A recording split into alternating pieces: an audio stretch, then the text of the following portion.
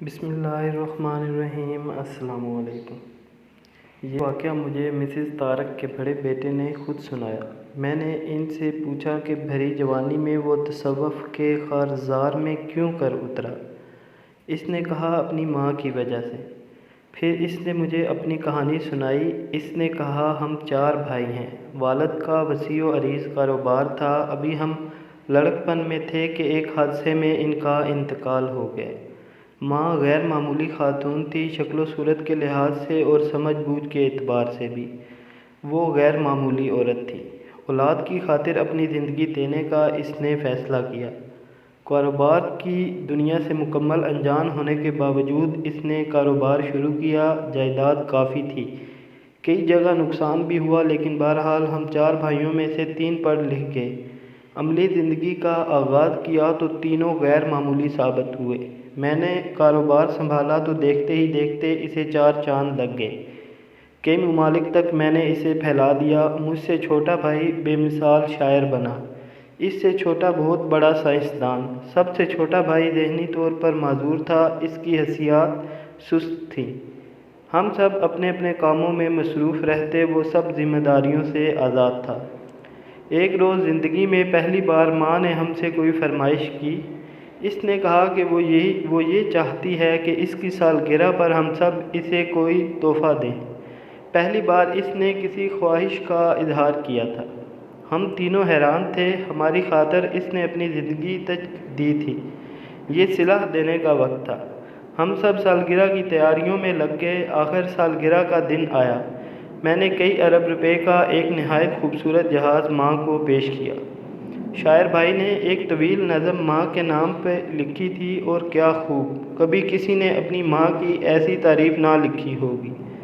سائنسدان نے ایک ایسی چادر اسے پیش کی جس کا رنگ پہننے والے کے جذبات کے اعتبار سے بدل جاتا تھا۔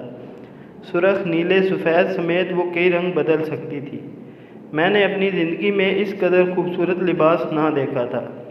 ماں نے کہا کہ اب سب تفصیل بتاؤ کہ کس طرح تم نے یہ تحفہ میرے لیے حاصل کیا۔ میں نے بتایا کہ میں نے اپنے مینیجر کو فون کیا، اسے کہا کہ وہ اچھے جہازوں کی تفصیلات مجھے پیش کرے۔ پھر 10 بہترین جہازوں میں سے میں نے یہ منتخب کیا۔ شاعر نے کہا کہ وہ ساری رات سوچتا رہا، ایک ایک مصرع لکھتا رہا، مٹاتا رہا۔ سائنسدان نے کہا کہ ایسی چادر پر وہ کئی سال سے کام کر رہا تھا۔ جب ماں نے فرمائش کی تو اس نے وہ چادر سب سے پہلے ماں کو پیش کرنے کا ارادہ کر لیا۔ ماں مسکراتی رہی۔ اس نے ہمارا شکریہ ادا کیا۔ جب یہ محفل تمام ہونے لگی تو دروازہ کھلا اور ذہنی معذور بھائی لنگڑاتا ہوا اندر آیا۔ اس کے کپڑے خاک آلود تھے، اس کے رخسار پر ایک زخم تھا، اس سے خون رس رہا تھا۔ اس کے ہاتھ میں ایک گڑیا تھی۔ اس گڑیا نے جو لباس پہن رکھا تھا اس پر شیشے جڑے ہوئے تھے، کئی شیشے ٹوٹے ہوئے تھے۔ ایسے لگتا تھا کہ ہمارا چھوٹا بھائی کہیں گرا ہے یا اسے کوئی حادثہ پیش آیا ہے۔ ماں دیوانہ وار اس کی طرف لپکی۔ زخم معمولی تھا، اسے پٹی کی ضرورت نہیں تھی۔ پھر ذہنی معذور بھائی نے رک رک کر ماں کو اپنی کہانی سنائی۔ جب اس نے سنا کہ ماں تحفہ مانگ رہی ہے تو وہ گھر سے نکل پڑا۔ آخر اسے ایک زیر تعمیر عمارت نظر آئی۔ اس نے ٹھیکیدار سے کہا کہ وہ مزدوری کرنا چاہتا ہے۔ اتفاق کی بات یہ تھی کہ ٹھیکیدار نے اسے پہچان لیا۔ اس نے کہا کہ تم مسز طارق کے بیٹے ہو۔ لڑکے نے کہا کہ وہ اپنی ماں کو کوئی تحفہ دینا چاہتا ہے، وہ مزدوری کرنا چاہتا ہے۔ ٹھیکیدار نے اسے ویسے ہی کچھ رقم دینے کی پیشکش کی جو اس نے مسترد کر دی۔ آخر ٹھیکیدار نے اسے ایک برتن دیا اور اسے مٹی کے ایک ڈھیر پر کھڑا کر دیا۔ اسے کہا کہ اس میں مٹی ڈالے اور کچھ دور خالی زمین پر پھینکتا رہے۔ سناٹے کے عالم میں ہم سب اس کی کہانی سنتے رہے۔ ہمیں اندازہ تھا کہ کیسی مزدوری اس نے کی ہوگی، ساری مٹی وہ راستے میں ہی گرا دیتا ہوگا۔ اس نے بتایا کہ ٹھیکیدار رو رہا تھا، اس کی اپنی ماں چند روز قبل ہی فوت ہوئی تھی۔ ٹھیکیدار نے اسے بہت سے پیسے دیے۔ ایک جگہ اسے چمکدار روشنیوں والے کھلونے نظر آئے، وہاں اس نے ساری رقم دکان والے کو دی اور فقط ایک گڑیا اٹھا کر چلا آیا۔ اس بیچارے کو پیسوں کا حساب کتاب کہاں آتا تھا۔ جب وہ گھر پہنچا تو ماں کو تحفہ دینے کی خواہش میں تیزی سے سیڑھیاں چڑھنے لگا۔ صحت سست ہونے کی وجہ سے وہ گر پڑا۔ इसे चोट लग गई। माँ गुड़िया को चूमती रही और हमारे भाई को भी। वो रोती रही, इतना रोई कि हमारे बाप के मरने पर भी क्या रोई होगी। हम तीनों भाई सकते के आलम में छोटे को देखते रहे। ये बात साफ जाहिर थी कि इसने हम तीनों को शिकस्त फाश से दो चार किया था। हमारे तोहफों पर माँ तो ना रोई थी और ना ही जज्बात से बेकाबू हुई थी। मैं इस नतीजे पर पहुंचा कि मेरे कीमती जहाज़ की इस 100 रुपये की गुड़िया के सामने कोई हैसियत ना थी।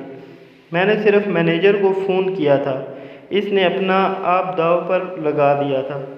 माँ ने हम तीनों का भी शुक्रिया अदा किया था, लेकिन हम हार चुके थे। ये वो वक्त था जब मैं सोचने लगा कि अगर एक इंसान कई अरब रुपए के जहाज़ पर 100 रुपये की गुड़िया को तरजीह दे रहा था, तो खुदा के यहाँ हिसाब किताब के पैमाने क्या होंगे।